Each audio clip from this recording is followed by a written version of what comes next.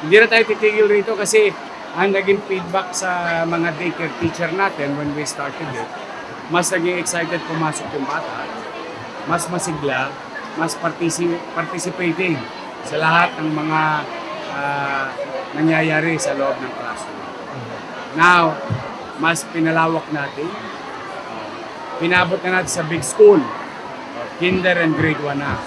So from 21,000, we are now going to address, nourish 60,000 plus students, public school students in the city of Manila. And after that, assessment ulit, 2 weeks thereafter, baka i-launch naman natin Yorme 3.0. So we're very happy and gusto ko rin pasalamatan yung ating mga daycare teacher nung nilaunch natin yung programa. Because it's a very challenging, logistically speaking, 450 daycare centers all over the city. Paano na distribute yung fresh milk from the farm? And I owe it to them. Now, hopefully, on top of the 450 plus daycare, the big school will now participate. Elementary school will now participate in the program.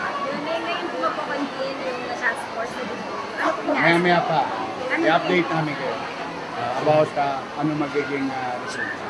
So, magkukumbin kami after the department head meeting.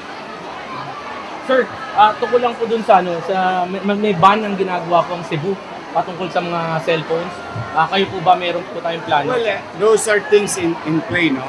But for the meantime, talaga yung ang focus namin is yung access to this type of unnecessary things, no? Mga materials or what you call deadly weapon should not be present in our institution or educational institution. Whether primary, secondary, tertiary level. Kaya kailangan maiwas natin agad na. It may not be a perfect solution, but it will lessen the probability of having the presence of those deadly weapons. May marching orders kayo, sir, sa mga... Yes, mabigat. Ano po kaya yung mga... Subject them for expulsion. Oh, okay. And once you are expelled, hindi ka na makakapag-aral sa lungsod ng Maynila under public education system.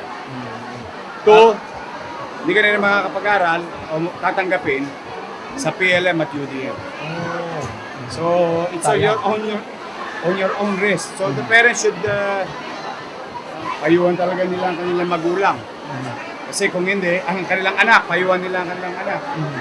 Kasi kung hindi, masasakripisyo yan. Because, habang maigpit, it may sound harsh, pero wala na siguro pinakamainam kundi magkaroon ng kapanatagan ng mga magulang, mga bata, at mga guro sa loob ng eskwela namin na payapa yung school environment ng mga bata natin with a greater number.